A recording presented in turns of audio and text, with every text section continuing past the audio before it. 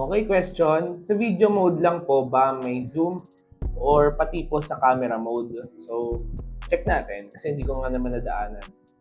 So, upon opening the camera, dito tayo sa video, dito tayo sa photo.